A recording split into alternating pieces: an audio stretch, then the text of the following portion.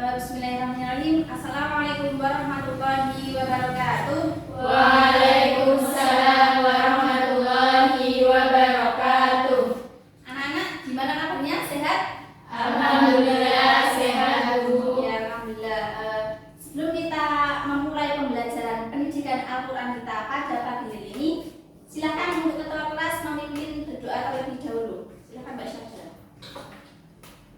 Berdoa mulai. Raditu billahi rabba wa bil islami dina wa bi Muhammadin nabiyyan wa rasula. Rabbi zidni ilma warzuqni fahma. Amin. Oke, sebelum kita mulai, Ibu akan mengabsen satu persatu dari kalian terlebih dahulu. Mbak Hima, Hadir, Bu. Mbak Rania, Hadir, Bu. Mbak Ida, Hadir, Bu. Mbak Maya, Hadir. Mbak Farah, Hadir, Bu. Mbak Syahda, Hadir, Bu. Mbak Nuraini, Hadir, Bu. alhamdulillah hadir semua ya hari ini. Iya. Oke, untuk materi kita pada pagi hari ini yaitu mengenai hemat dan hidup sederhana dalam Quran Surah Al-Isra ayat 26 dan 27. Ibu akan sampaikan terlebih dahulu ya mengenai tujuan pembelajaran kita. Yang pertama, setelah mengikuti pembelajaran dengan metode tanya jawab dan tugas, peserta didik mampu melafalkan Quran Surah Al-Isra ayat 26 dan 27 dengan tartil. Yang kedua, peserta didik mampu mengartikan Quran Surah Al-Isra ayat 26 dan 27 dengan benar. Yang ketiga, peserta didik mampu menyebutkan apa saja hukum bacaan tajwid yang ada pada Quran Surah Al-Isra.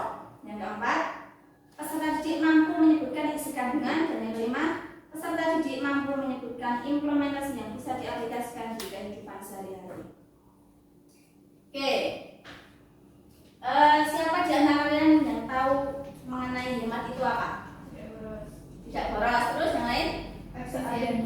Efisiensi seadanya. Terus ada lagi? Berhati-hati. Oke, berhati-hati. Berarti lawannya hemat adalah boros. Betul. Siapa yang tahu mengenai apa itu boros? Mubazir. Ya, Nazir. Terus yang lain? Oke, jelaskan ya. Jadi hemat itu ialah berhati-hati dalam membelanjakan uang. Itu kalau di bidang ekonomi. Berarti kita harus berhati-hati ya, disesuaikan dengan penghasilan dan kemampuan kita. Sedangkan kalau boros ialah suatu perbuatan yang melebihi batas. Oke, kita lanjut ya. Ini untuk lafalnya. Silahkan Mbak Ida, tolong bacakan ya. A'udzu billahi minasyaitonir rajim. Wa atidal qurba haqqahu wal miskina wa ibnas sabil wa la tubadzir tabdzira. Innal mubadzirina kanu ikhwana syayatin wa kana syaitanu lirabbih kafura. Artinya, dan berikanlah kepada keluarga-keluarga yang dekat akan haknya, kepada orang miskin dan orang yang dalam perjalanan, dan janganlah kamu menghambur-hamburkan hartamu secara boros. Sesungguhnya pemboros-pemboros itu adalah saudara-saudara syaitan, dan syaitan adalah sangat ingkar kepada Tuhannya. Ya, ini untuk lafal dan artinya ya. Jadi Quran Surah Al-Isra ayat 26 dan 27 itu menjelaskan bahwa gaya hidup dari kaum jahiliyah yang salah. Karena apa Pak salah? Karena mereka itu suka sekali dengan yang namanya berfoya-foya, gitu ya. Karena mereka juga beranggapan bahwa yang namanya derajat, kemasyhuran dan kemasyhuran dan kehormatan itu dapat dilihat dari kemampuannya dalam menghambur-hamburkan harta dan berfoya-foya. Dan di sini dijelaskan bahwa orang yang menghambur-hamburkan harta dan berfoya-foya itu merupakan perbuatan pemborosan. Nah, pemborosan itu sendiri padahal perbuatan dari setan. Jadi kalau ada orang yang boros, itu merupakan kawannya setan. Dengan demikian sebaliknya ya, Allah memerintahkan kepada kita supaya kita hidup hemat, sederhana dan peduli dengan orang lain dengan cara kita berfirman. Nah, Rasulullah itu juga memerintahkan kepada kita ya, supaya kita itu hidup sederhana, karena Rasulullah sendiri juga menjalani kehidupannya itu dengan penuh kesederhanaan. beliau itu sangat sederhana sekali ya. Tuh. Jadi tindak pemborosan ini merupakan suatu larangan Allah ya. Suatu larangan Allah. Oke, sekarang kita lanjut. Nah, ini untuk hukum tajwid. Ibu akan jelaskan ya. Wa ata itu merupakan mad badal. Karena ini hamzah sebenarnya namun diganti dengan fathah alif. Kemudian yang kedua dal qurba.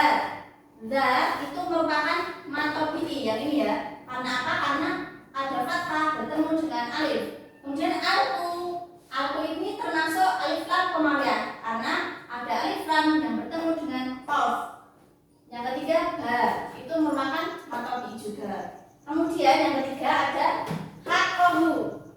Haqqahu, siapa yang tahu? Ini hukum tasbih apa? Haqqahu. Majilah posiro. Ya, Mbak Ipa, karena apa? Karena huruf H berada sesudah huruf yang berharokat. Ya, ini ya.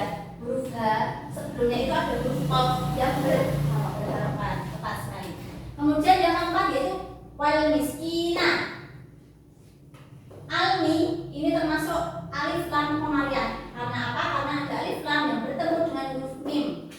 Terus sampingnya itu ada ti termasuk apa namanya? Atau bi ya, karena ada kasrah bertemu dengan ya sukun. Kemudian sampingnya ada wabana sagil. Itu banyak. Banyak itu termasuk qalqalah. Qalqalah surah karena banyak itu berharokat sukun asli ya. Asa itu alif lam syamsiah. Bi itu mad tabi'i. Selanjutnya wala tubadir ya. La-nya itu mad tabi'i. Kemudian yang terakhir dari ayat 26 yaitu tabdira. Ada yang tahu nggak? Ini apa? Hukumnya. Kalau sebelum di huruf ba Ya, tepat. Terus kemudian di huruf ro tanwin itu ada fathah tanwin pada huruf akhir kata yang diwakafkan itu masuk matiwan. ya. Sekarang kita lanjut ya ke ayat 27. Inna mubadzirina salam maaf ya. Al-mubadzirina. Almu alif lam qamariyah. Ri merupakan mad tabi'i. Kanu. Nah, ini siapa nih yang mau? Saya Bu. Ya, silakan Mbak Ija. Kan itu mad tabi'i karena dia fathah bertemu dengan alif. Ya. Terus nu itu maja ismun fasil karena mad tabi'i berhadapan dengan hamzah di lain kata. Oke. Benar ya. Sekarang kita lanjut ke ikhwanasyayatin. Wa-nya itu termasuk mad tabi'i. Asya alif lam syamsiah dan ti itu termasuk mad tabi'i. Lanjut, wa kana syaiton itu ka-nya mad tabi'i. Asya alif lam syamsiah. Ko itu merupakan mad tabi'i. Kemudian kufron itu sama kayak tadi ya. Matiwat. Apa tadi Mbak Syahda matiwat?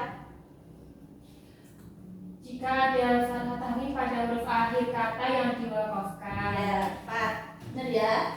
Itu untuk hukum tajwid pada Quran surah Al-Isra ayat 26 dan 27. Sekarang kita lanjut ke isi kandungan. Jadi di Quran surah Al-Isra ini mempunyai isi kandungan. Yang pertama ialah Islam adalah agama yang penuh kasih sayang. Kasih sayang di sini diartikan gini ya.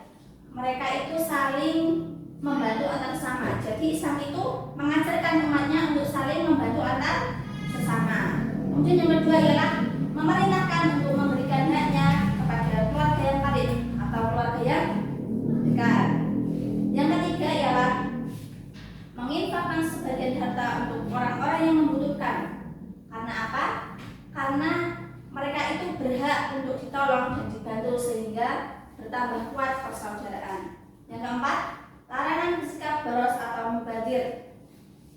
Tadi ya, mubadir ini ialah membelanjakan tidak pada tempatnya. Maka orang yang boros adalah kawannya setan. Orang yang telah dikawin setan berarti sudah kehilangan pedoman dan tujuan hidup. Nah, siapa yang tahu implementasi apa yang dapat kita terapkan di kehidupan sehari-hari? Hidup sederhana. Terus yang lain? Mbak Del? Menjadi seorang dermawan. Menjadi seorang dermawan. Yang lain? Oke, udah ya. Berarti ini Ibu akan jelaskan.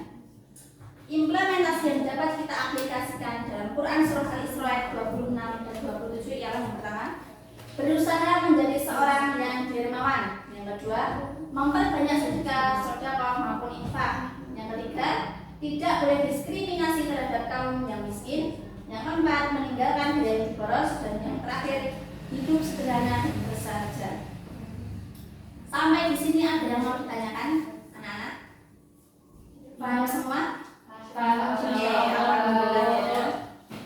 Sekarang Ibu akan mengetes kalian. Sebenarnya kalian itu paham nggak sih apa yang Ibu sampaikan kali ini? Ya, Ibu akan memberikan soal. Silahkan dikeluarkan alat tulisnya. Kalian tulis, kemudian kalian jawab. Buka buku pedoman nggak apa-apa. Ibu beri waktu 2 menit ya. Mulai dari sekarang, yuk.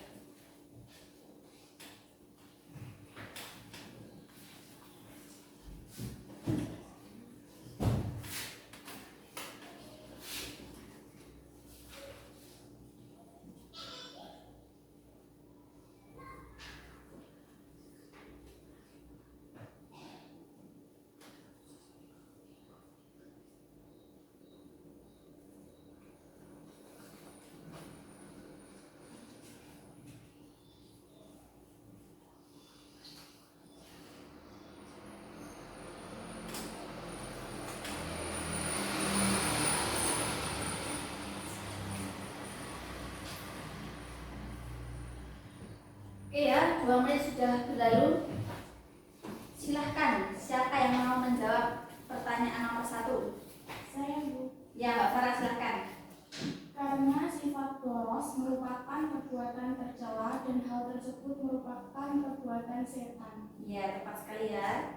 Kemudian nomor 2, siapa yang mau menjawab? Saya, Bu. Ya, Mbak Ida silahkan.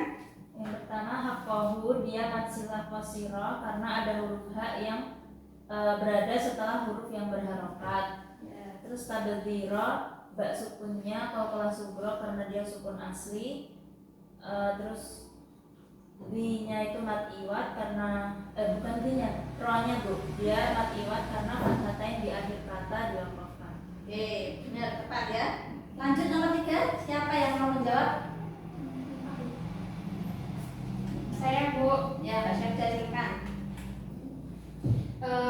Pada ayat Iwan Syayatin itu terdapat wa-nya itu adalah mat tabi'i karena terdapat fathah yang bertemu dengan alif. Terus asya itu termasuk alif lam syamsiyah karena terdapat alif lam yang bertemu dengan huruf shin.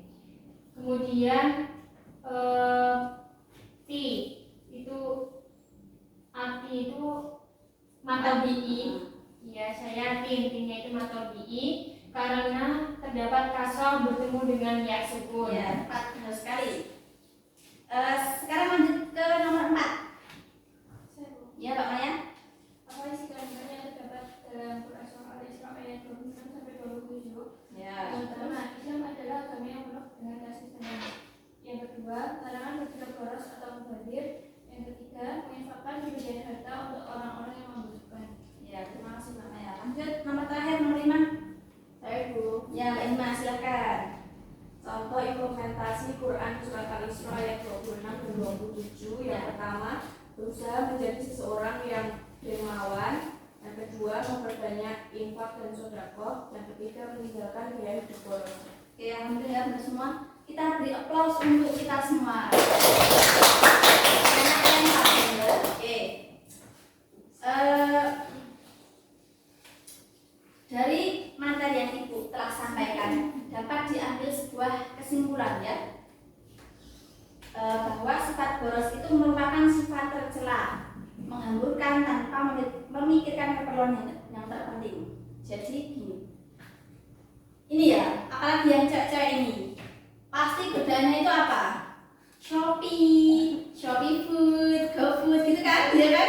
Apalagi habis ini 12 ada diskon besar-besarnya di Shopee, ya kan? Hati-hati nih.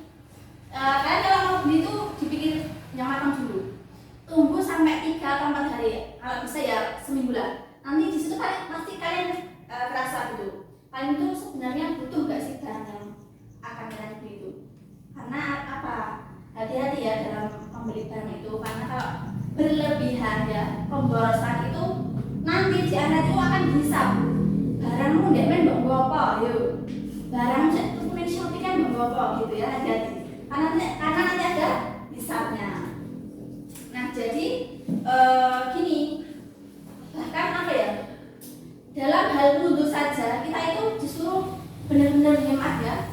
Di Palestina atau enggak mana gitu ya, wudhu itu bisa hanya menggunakan 1 air gayung. Kalau kita berapa gayung? Banyak ya. Makanya kita itu disuruh berhemat-hemat ya.